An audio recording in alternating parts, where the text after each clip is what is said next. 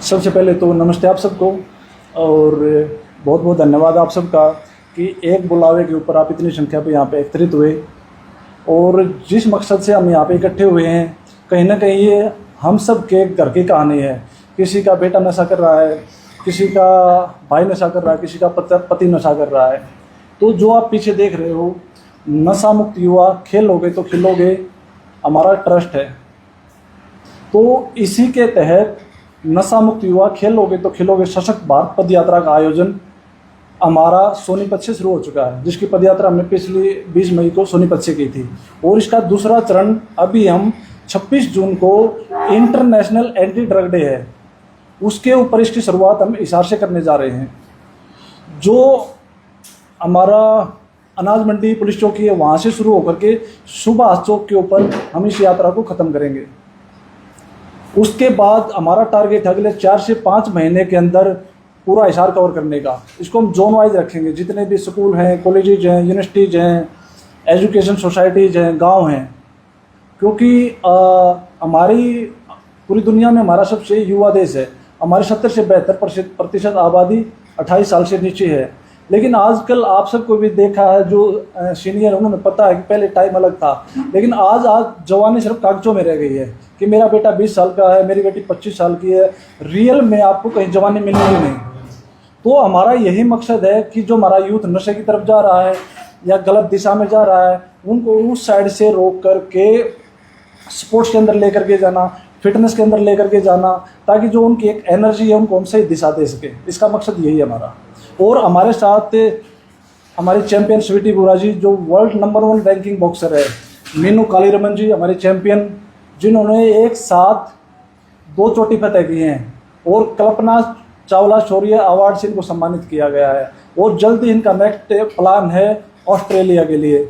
और हमारे साथ मैम है रिटायर प्रिंसिपल, उनकी बड़ी दुखदायी कहानी है, क्योंकि जो बड़े हैं अपनों के खोने का दर्द शायद वही समझ सकते हैं जिसको लगती है। और हमारे साथ हैं राजेश जी, जो पहले मिलिट्री में थे, कमांडो रहे हैं, और अभी पिछले कई सालों से लगातार समाज के लिए, देश के लिए अच्छा कर रहे हैं, उनके स्वास्थ्य पर अच्छा कर रहे हैं। तो मैं स्वीटी जी का, मीनू जी का, मैम का और राजेश जी का तहे दिल से धन्यवाद करता हूँ कि हम एक टीम के रूप में यहाँ पे आए हैं और इस चीज़ को आगे लेकर के जाएंगे। डॉक्टर संदीप, इस मुहिम को चलाने की जरूरत कहाँ क्यों पड़ी आपको, और ये प्रेरणा कहाँ से मिली? ये प्रेरणा सर कहीं ना कहीं, हम देखो हम एक लोकल हैं, हम सभी यहाँ पे लोकल बैठे हैं। और जो हमारा यूथ है सर, मैंने पहले बोला कि सबसे युवा कंट्री है। और छोटे बच्चे होते हैं या युवा होते हैं, कच्ची मिट्टी की तरह होते हैं। उनको हम किसी भी रूप में डाले वैसे डल जाएंगे। उनको जैसा माहौल हम देंगे, और आजकल सोसाइटी में क्या चल रहा है या व्हाट्सएप यूनिवर्सिटी में क्या चल रहा है, गलत चीज़ें या गलत एनर्जी, वो हमारे बच्चों को कैच करने के लिए तैयार बैठी है। और जो पेरेंट्स हैं, ठीक है, अभी पेरेंट्स अपनी जिम्मेवारियाँ निभा रहे हैं, अच्छे स्कूल अच्छे कॉलेज में भेज रहे हैं, लेकिन हम अपने बच्चों को ना शिक्षित बना रहे हैं, साक्षर नहीं बना रहे हैं।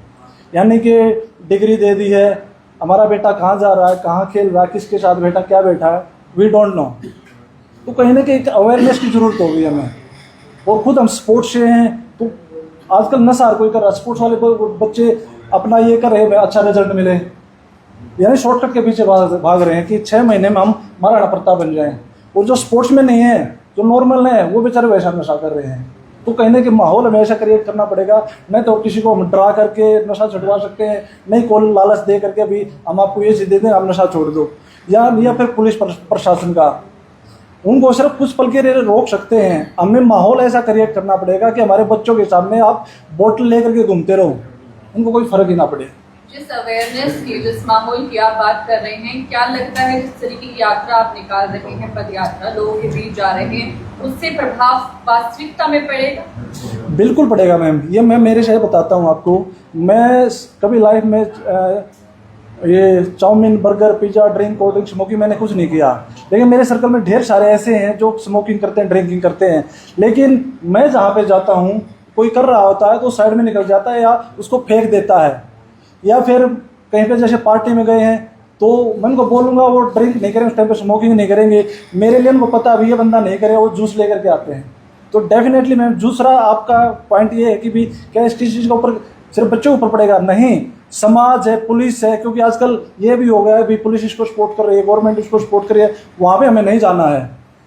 क्योंकि कहीं ना कहीं पद यात्रा निकालेगी, कोई गिरोह आ रहा है, कोई कुछ भी कर रहा है, और ये तो है नहीं कि भाई घर से नशा पैदा हो रहा है, कहीं ना कहीं तो आ रहा है, तो उन्हें काल जरूर खड़े हो जाते हैं सर कि भाई इस चीज यहाँ पे समाज एक्टिव हो गया या हमारा यूथ एक्टिव हो गया, तो डेफिनेटली इस चीज़ का फर्क पड़ता है।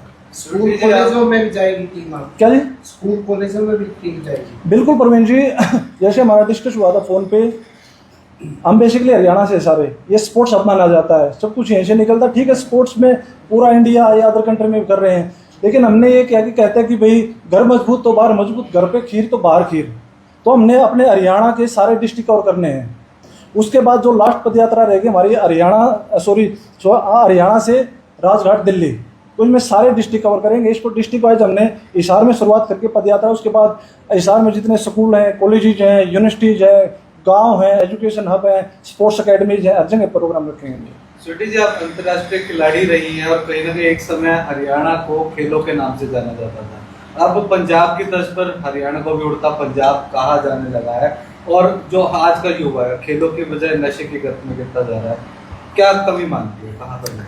सबसे पहले आप सबको मेरा नमस्कार, जय माता दी आप सबको। और जो आपने क्वेश्चन पूछा बिल्कुल सही कहा है कि खेलों का हब माना जाता है हरियाणा को, लेकिन साथ में जैसे हम डेवलप कर रहे हैं, हम आज के टाइम पे शौकिया तौर पर मतलब बियर पीना कोई मतलब चिल मानते हैं। तो जैसे कि हम अब ये पद यात्रा निकाल रहे हैं, आप लोग बोल रहे हैं कि पद यात्रा से कोई असर पड़ेगा या नहीं पड़ेगा। अरे भाई, अगर जैसे चिल मानकर लोग जिस चीज़ को पी रहे हैं, वो माहौल देखकर उसको पी रहे हैं, माहौल देखकर जो लोग पीना स्टार्ट कर सकते हैं, वो लोग माहौल देखकर पीना छोड़ भी सकते हैं। दैट्स वाई कि हम लोगों ने ये स्टार्ट किया है ताकि हम समाज को अवेयर कर सकें, जो यूथ को अवेयर कर सकें, उनको ऐसा माहौल दे सकें कि वो नशे के प्रति जागरूक हो और अपने जो एक एनर्जी है उसको वो सही दिशा में लगा सके। आप लोगों को पता है, पहले मैं भी, हमारा जो अभियान था खेलेगा भारत जीतेगा भारत, गेम ऑन नशागुण, 5 साल हमने उस पर काम किया, जिसमें मैंने स्कूल में कॉलेजों में जा के भी, गांव में जा कर भी हमने काम किया उसके ऊपर। अभी जैसे संदीप जी ने कहा कि खेलोगे तो खिलोगे, उनके जो फाउंडेशन है उनके तहत भी उन्होंने जब मुझे अप्रोच किया, क्योंकि मैं पहले भी नशा मुक्ति अभियान से जुड़ी रही हूँ और खेलों को जागरूक करने के लिए जुड़ी रही हूँ, तो इन्होंने मुझे बोला, तो मैं इस अभियान से भी इसीलिए जुड़ी हूँ ताकि हम अपने समाज के लिए वो माहौल बदल सकें। और माहौल बदलता है तो सब कुछ बदल जाता है। आप देखो कि देशभक्ति के माहौल में, क्या आप देशभक्ति का माहौल चल रहा हो, वॉर चल रहा हो, तो वहाँ क्या आप लव सॉन्ग सुनोगे? क्या कोई नहीं सुनता है। तो जैसे माहौल आप जैसा बनाते हो, अब वैसा ही आप चीज़ें देखना और करना पसंद करते हो। तो हमारा ये एक पहल है कि हम माहौल ऐसा क्रिएट कर दें कि वहाँ बच्चे ना नशा करें तो अपने ऐसा देश प्रेम का नशा करें, नशा करें तो अपना राम नाम का नशा करें, ईश्वर के नाम का नशा करें। हम ऐसा माहौल क्रिएट करना चाहते हैं और इसलिए हम यहाँ से इसकी शुरुआत करना चाहते हैं, क्योंकि आज के टाइम में डिप्रेशन बहुत ज़्यादा है। हम सोशल मीडिया का ज़माना है, इवन मेरी लाइफ में मैंने कुछ डिप्रेशन के फेसेस देखे हैं। लेकिन जब हम उन चीज़ों को छोड़ के जैसे स्पोर्ट्स की तरफ अगर हम अपनी एनर्जी को डालते हैं और अपने माइंड को डालते हैं स्पोर्ट्स में, योगा या फिटनेस की किसी उसमें, तो हमारा माइंड डाइवर्ट होता है। इससे तो डिप्रेशन की वजह से भी जो लोग पीते हैं तो वो भी इंक्रीज जो हो रहे हैं वो कम हो जाएंगे मामले। तो इसलिए हमारी ये पहल है कि हम ये करें। बिंदु जी, एक सवाल आपसे है कि लगातार संयुक्त परिवार खत्म होते जा रहे हैं और सोशल मीडिया का जो जमाना और पाश्चात्य सभ्यता का अडॉप्शन हो रहा है, तो क्या ये भी एक वजह है इस तरीके के जो चीजें? मीडिया के सभी बंधु, मेरे सहयोगी साथी, सभी को मेरा सादर प्रणाम। आपने बहुत ही अच्छा सवाल मेरे से पूछा है सर कि संयुक्त परिवार खत्म होते जा रहे हैं। मैं नहीं मानती ऐसा, क्योंकि मेरा खुद संयुक्त परिवार है। मेरी फैमिली में 12 मेंबर हैं, चाचा चाची, मौसी, ताया, उनके बच्चे। तो मुझे नहीं लगता कि एकल परिवार होंगे, और होंगे तो वो सुखी होंगे, क्योंकि मैं पली बड़ी संयुक्त परिवार में हूँ और अभी भी संयुक्त परिवार ही हमारा है। तो रही बात नशे की, खेलोगे तो खिलोगे, इसके तहत हम मुहिम को लेके चल रहे हैं। ये मुहिम मैं पिछले 5 साल से नशे के ऊपर काम कर रही हूँ। भगत सिंह फाउंडेशन की नशा मुक्ति की ब्रांड एम्बेसडर भी हूँ और नशे का प्रभाव, इतना दुष्प्रभाव पड़ गया हमारे समाज पे कि परिवार आपस में टाइम नहीं दे पा रहा, बच्चे पेरेंट्स को टाइम नहीं दे पा रहे और पेरेंट्स बच्चों को टाइम नहीं दे पा रहे हैं। इसी कड़ी में आपको एक मैं छोटी सी वीडियो दिखाऊंगी जो कि मेरे घर के बिल्कुल नीचे की है। मैं ऊपर खड़ी थी बालकनी में और नीचे मैंने एक देखा, मेरे कैमरा में कैप्चर किया। आप थोड़ा सा प्लीज पास में आके इस वीडियो को दिखाएं। आप बताते हुए ये इंजेक्शन लगा रहा है, ऑटो वाला है, ई रिक्शा वाला है। हर रोज मैं देखती हूँ, कैप्चर करती हूँ अपने कैमरा में, सोशल मीडिया पे करती हूँ, 112 पे फ़ोन करती हूँ। कभी उनका रिएक्शन हो जाता है, कभी नहीं भी होता। हम कब तक फ़ोन करेंगे? दूसरी रही बात नशे की चपेट में जो हम आ रहे हैं, क्या हम लड़कियां या महिलाएं कहीं पे भी सेफ हैं? अगर हर ऑटो वाला ये ऐसे इंजेक्शन लगाएगा तो हम, ये ज़रूरी नहीं होता कि हमारे सबके पास पर्सनल गाड़ियां हैं जी। और बसें ऐसी जगह पे चलती नहीं, तो हम जाएं तो कैसे जाएं? सबसे बड़ा सवाल हमारा गवर्नमेंट से है और ये किसी एक पर्टिकुलर बंदे का काम नहीं है, ये हम सभी की सहभागिता से काम बन सकता है। जैसे मैंने बड़े बड़े माउंटेन को फतेह किया है, उससे मैंने सीखा है अगर जीत किसी भी चीज़ की होगी तो अपने गली से, अपने घर से, अपने मोहल्ले से, अपने गांव से और अपने शहर से होगी।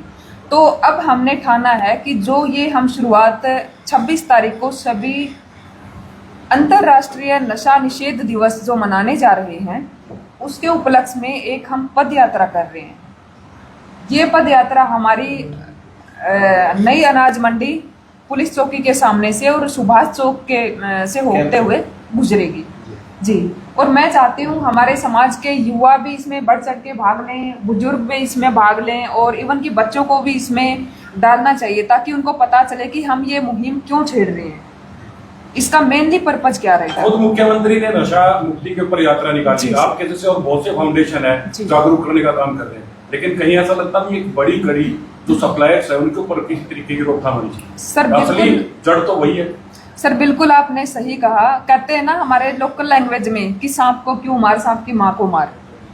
तो उसी कड़ी से मैं जोड़ते हुए आपको बताना चाहूंगी कि ड्रग्स की सप्लाई ही बंद कर दे तो आई थिंक पाबंदी बहुत जल्दी इस पे लग सकती है। 70 to 80% इस पे पाबंदी लग सकती है, बट कब लगेगी वो पाबंदी? गवर्नमेंट इसमें इन्वॉल्व होगी, पूरा प्रशासन इसमें इन्वॉल्व होगा और हम यूथ उसमें इन्वॉल्व होंगे।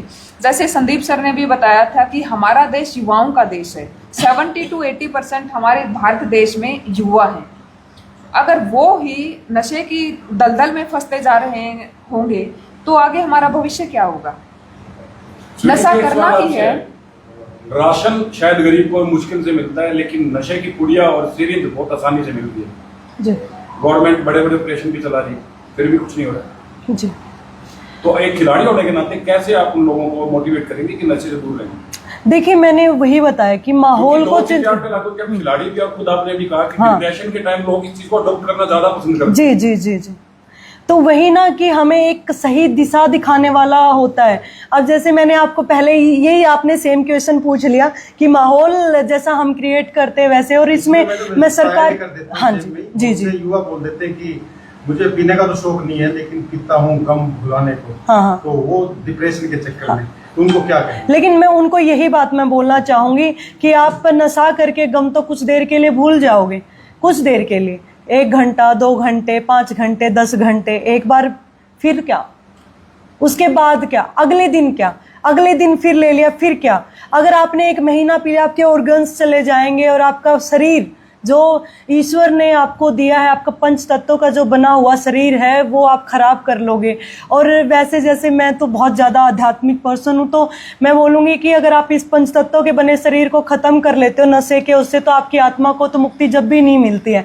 जितना उम्र आपकी इस आत्मा की इस पृथ्वी पर लिखी है तो वैसे भी वो भटकती रहती है।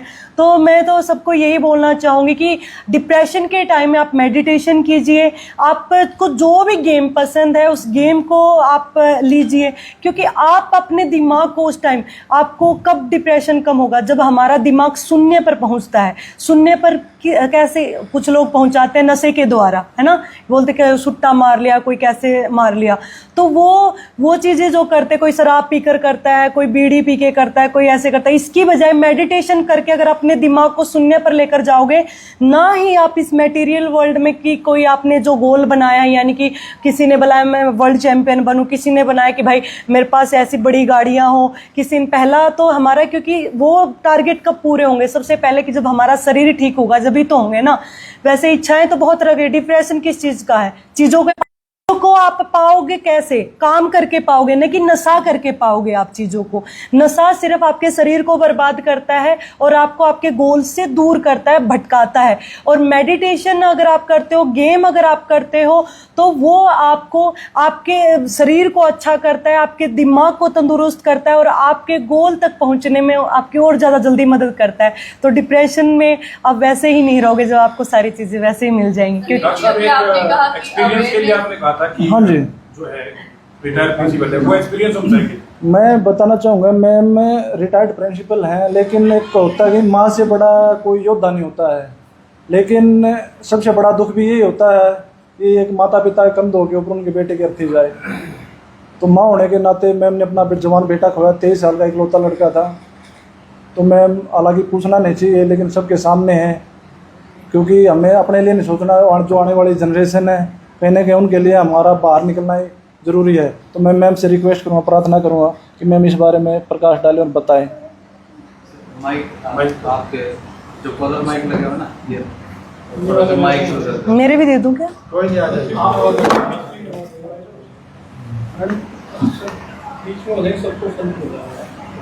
हाँ, बीच में आप थोड़ा एक चेयर बीच में एक चेयर शिफ्ट करो।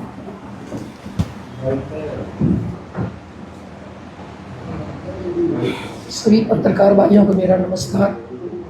सभी साथी जो भी यहाँ पे आए हुए हैं, मेरी बेटियों को मिलके बहुत खुशी हुई है मुझे कि आज मैं बहुत एक अच्छे परिवार से जुड़ी, क्योंकि मैं एक रिटायर्ड प्रिंसिपल हूँ। 33 साल मैंने जॉब की है और मेरे 2 बच्चे थे, एक बेटा एक बेटी। मैं खरकड़ा से बिलोंग करती हूँ और जज्जर डिस्ट्रिक्ट में मेरी शादी हुई है, चिमनी ड्राड़ा में। मूर्ति अलावत मेरा नाम है। तो दोनों बच्चे हो गए, जॉब करी थी, बड़ा अच्छा परिवार था, सब कुछ ठीक ठाक चल रहा था। सबसे पहले तो मेरे हस्बैंड की थोड़ी सी गलतियां रही हैं, क्योंकि उन्होंने कभी अपने बच्चों को अपना समझा ही नहीं। मैं जॉब करती थी, अपने साथ ही रखती थी, वो हमारे पास कमाते थे। वो घर में ही ज़्यादा, उनका दूसरे भाई के बच्चों में ज़्यादा मोह था, वो उन्हीं के साथ ज़्यादा रहते थे।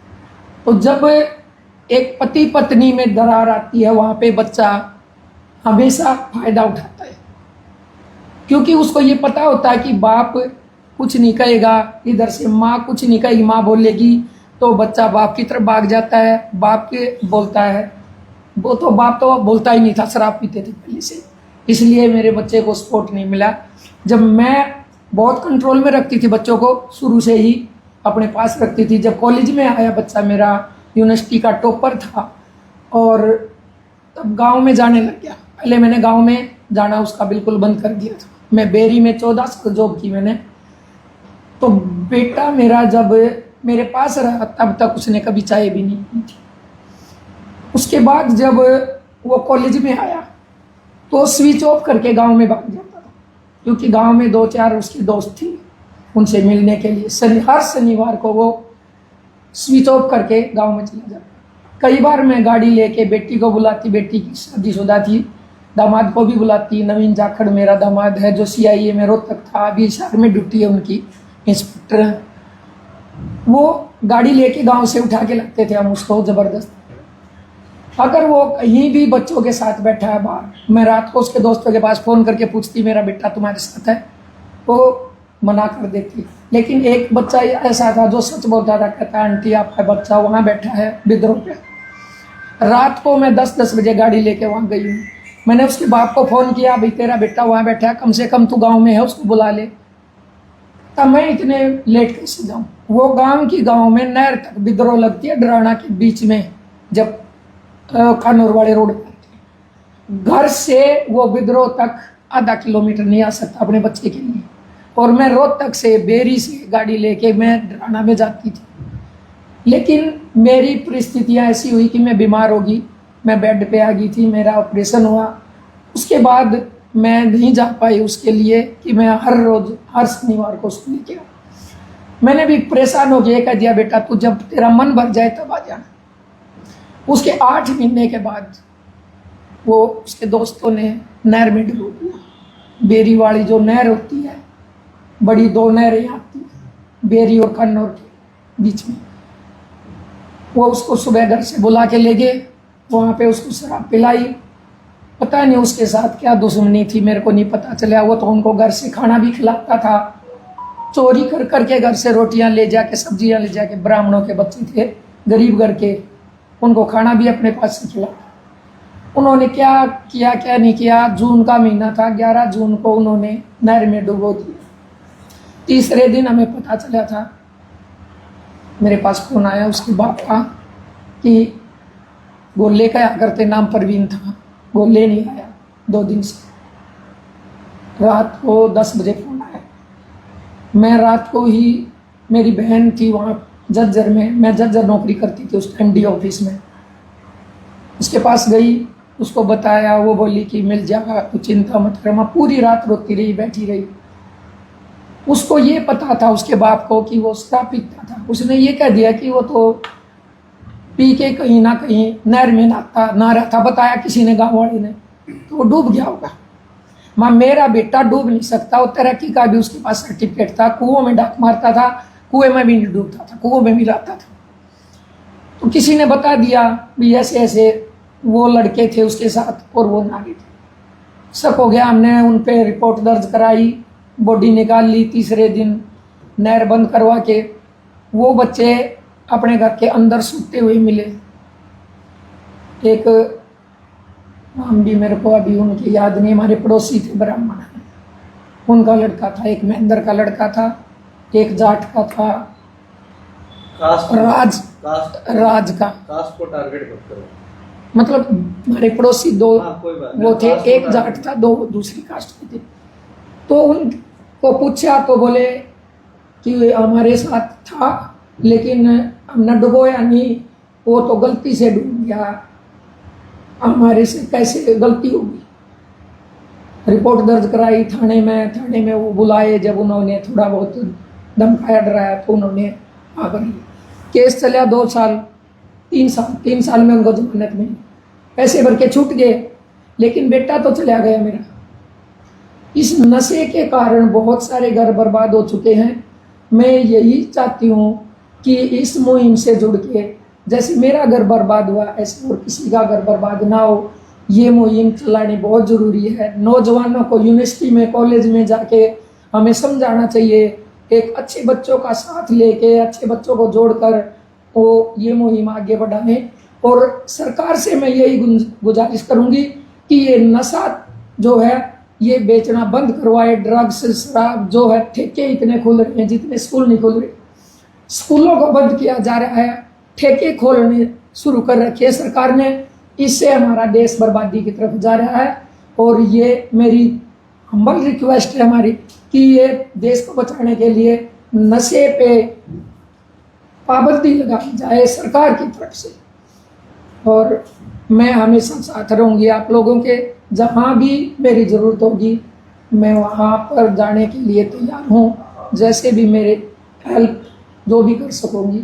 और आगे देश को बचाने के लिए जवानों को, क्योंकि ये जवान ज़्यादा, मैं कानूनदा में पढ़ाती थी। एक बात और बताऊँगी, मेरे को याद आ गई, 6ठी कक्षा का बच्चा, उसकी आँखें लाल रहती थी, बॉय स्कूल था कानूनदा। मैंने देखा, मैं कहा भाई ये बच्चा खड़ा हो जाओ, खड़ा होगा। माँ भी तेरी आँखें लाल क्यों है? 6th क्लास का बच्चा। दूसरे बच्चे बोले जी, मैं कहा भाई ये तो नशा करता है।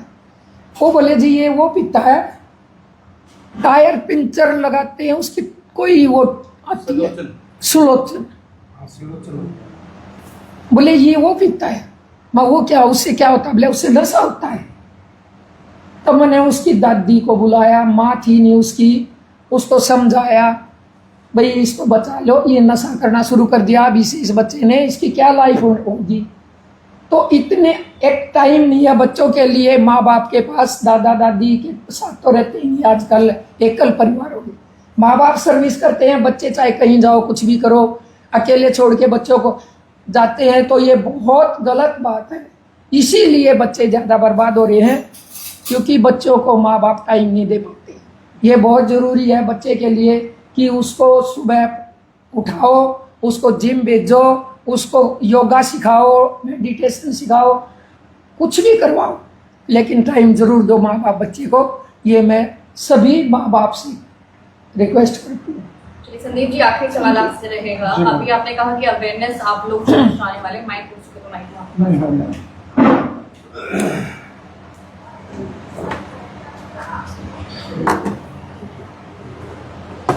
जो हिसारवासी इस समय आपको देख रहे हैं उन्हें इनवाइट कर दीजिए, जो आपके पदयात्रा क्या समय रहेगा, क्या लोकेशन है, एक बार। जो हिसारवासी हैं या फिर जो मुझे देख पा रहे हैं, जहाँ तक देख पा रहे हैं, 26 जून को नई अनाज मंडी पुलिस चौकी से हम पदयात्रा की शुरुआत करने जा रहे हैं, और ये रहेगी हमारे सुभाष चौक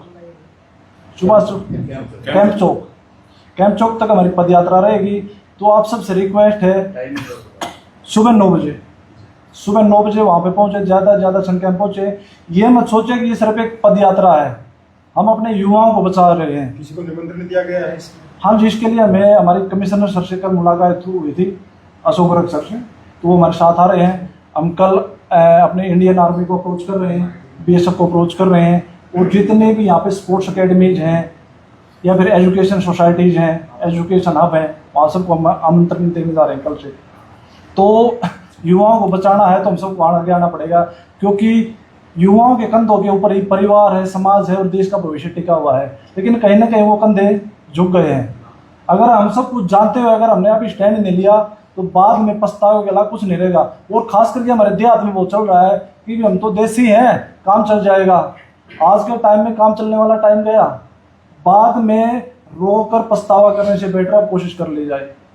हम तैयार हैं, हमारे पास भी प्रेशर आ रहे हैं, ढेर सारे प्रेशर आए जा रहे हैं यहाँ से वहाँ से, लेकिन हमें पता है अगर अब अभी पीछे हट गए तो हम सब कुछ जानते हुए भी अगर हम कुछ नहीं कर रहे फिर हम दिखावा कर रहे हैं। अवेयरनेस तक तो ठीक है, लेकिन उसके बाद जैसे लोग आपके साथ जुड़ेंगे तो आप उनकी मदद किस तरीके से करेंगे? क्या कोई फंडिंग आप लोग लेंगे, या गवर्नमेंट से कोई कुछ अप्लाई करेंगे कि कोई ऐसा हमें कोई नशा छोड़ना चाहे और छोड़ सक नहीं रहा, छोड़ना चाहता है पर छोड़ पा नहीं रहा, तो उनके लिए कोई काउंसलिंग या कोई मदद, कोई इस तरीके का कुछ भी रहेगा? बिल्कुल सर, आपने सही बताया सर कि काफ़ी लोग छोड़ना चाह रहे हैं। मैंने स्टार्टिंग में क्या कहा था कि आजकल हम क्या होते हैं कि शौक के पीछे जी रहे हैं और दिखावा ज़्यादा करते हैं, और जहाँ पे दिखावट शुरू होती है ना वहाँ पे गिरावट शुरू हो जाती है।